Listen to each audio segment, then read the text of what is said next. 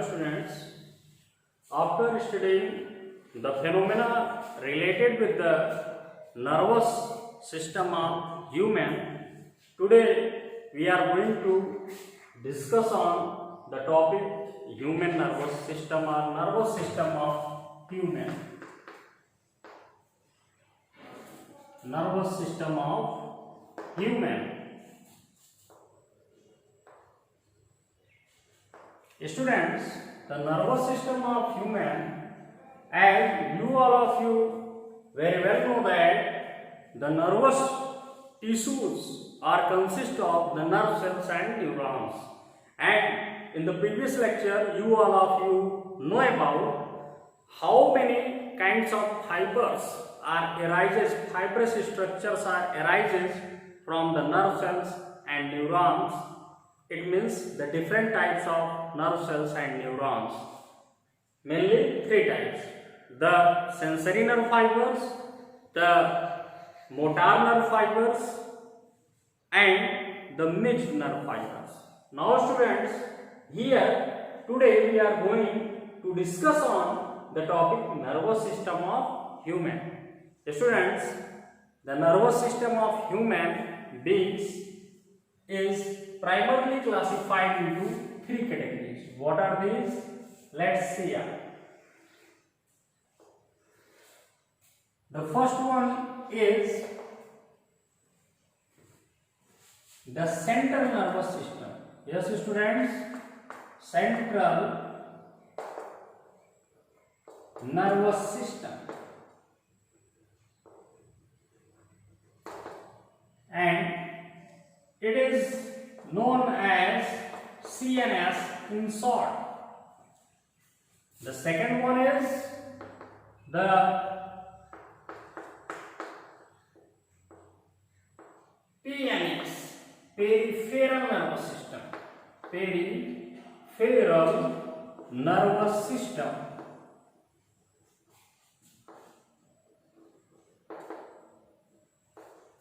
As its name confirm that it is formed and forming the covering of each and every our delicate organs. It means visceral organs, as well as they are mainly found over the whole body of the skin.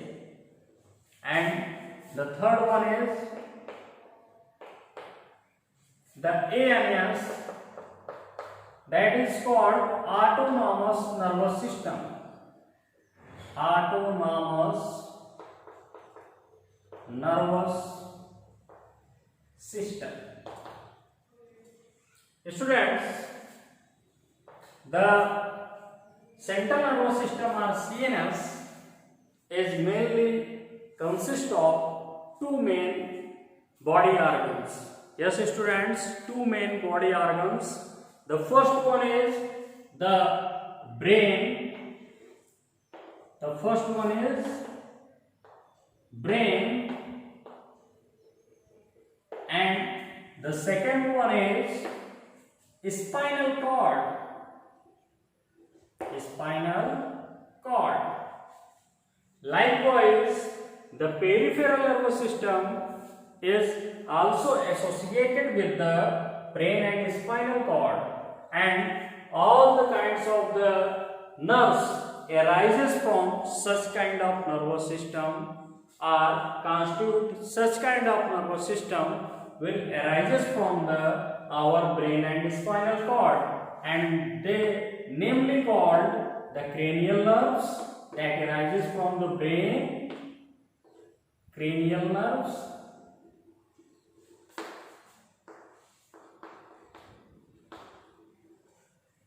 and the next one is the spinal nerves. Spinal nerves.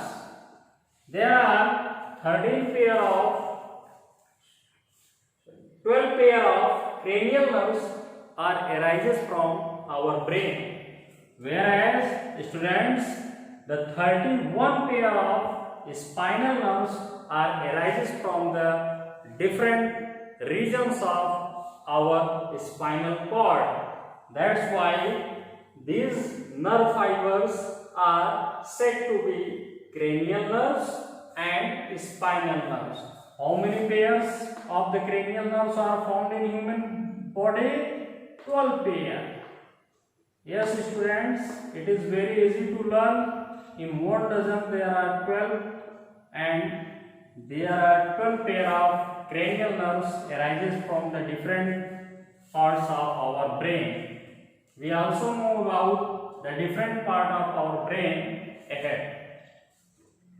And 31 pair of cranial nerves arises from the different part of the spinal cord. Now students, the third one is the autonomous nervous system. As its name confirms that such type of nervous system perform the actions which are not in control of our desire. Yes students, these are the kinds of the nervous system, they are the consist of the kind of nervous tissue which does not work on our desire. They are involuntary in function and they act upon the kinds of life process such as respiration, heartbeat rate, the process of digestion, and other reflex actions which are performed by the spinal cord without any consciousness of our brain. First, the response is take place. After that, the message of that kind of response is goes to the brain. Such kind of actions performed by our body against stimuli is known as reflex action. Autonomous nervous systems are well known for the reflex action. They are also formed of two types of nerves. First one is sympathetic nerves. Sympathetic nerves.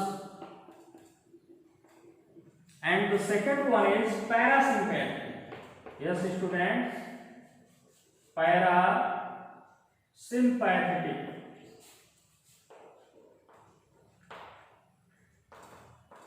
Parasympathetic nerves. Students, now here I am going to describe the various parts of brain. Students, our brain is primarily resonated as three main parts. What are these? The first one is forebrain,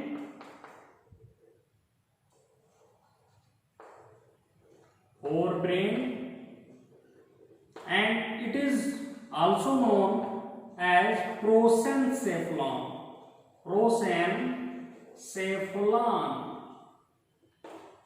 The second one is the midbrain,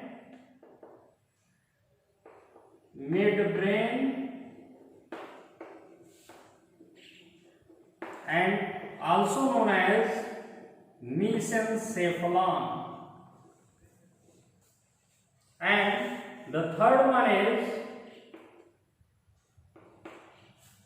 hindbrain,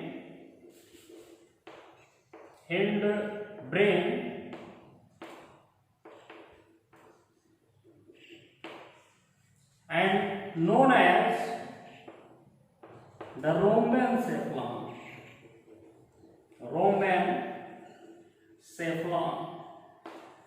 Yes, students, the prosencephalon, it means forebrain, the mesencephalon, that means midbrain, and the rhombencephalon means the hindbrain.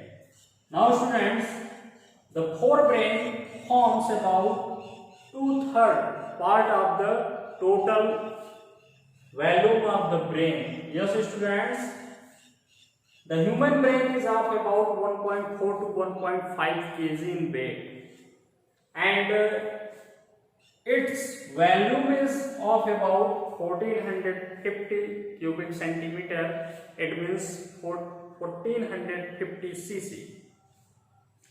Now students, the forebrain is further consist of two main parts. What are these?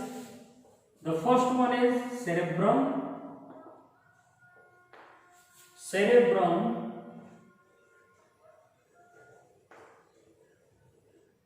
And the second one is diencephalon.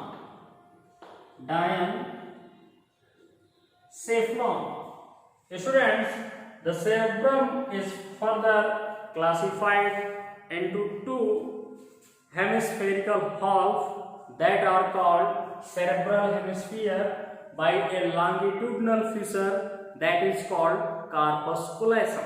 Yes, students, the corpus callosum helps in differentiating, or you can say that it forms the longitudinal fissures that separate the cerebrum part of the forebrain into two hemispherical halves, just as you notice in a walnut. The above surface of the walnut is look like such a way that, and the space between both is filled by a longitudinal fissures that is called corpus callosum. And the second one is the diencephalon. It has two main parts. The anterior part is hypothalamus and the lower part is known as epithalamus, and the hypothalamus part has a very unique region that is formed by a stalk-like structure called infundibulum, through which our master gland of our body, it means pituitary gland, is located inside the frontal region of the hypothalamus. Now students, if we are going to talking about the midbrain has mainly two parts. The anterior or upper part, which forms the roof, have a four lobes that are called optic lobes because it is the center of the reasoning, and this region is known as corpora quadrigemina, whereas its the floor part is known as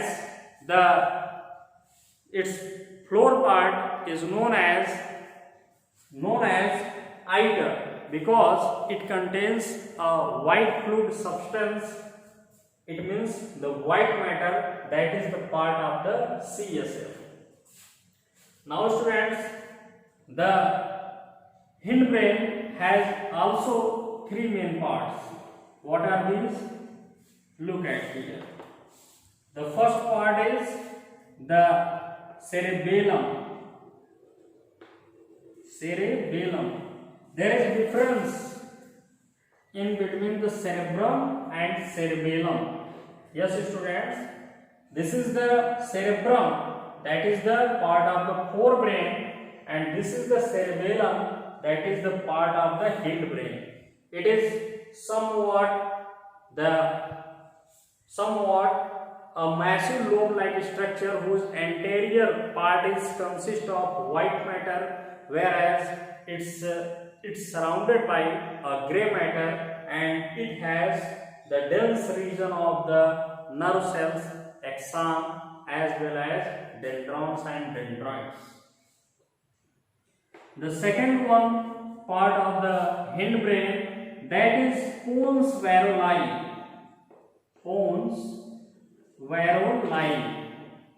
And students, the next part of the hindbrain is medulla oblongata. Yes, students, medulla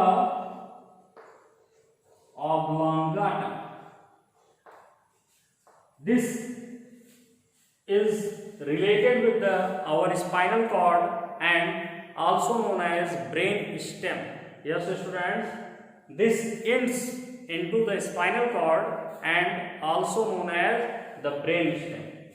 Now students, before going to know more detail about the different parts of our brains, there is need to know about some peculiar function of brain.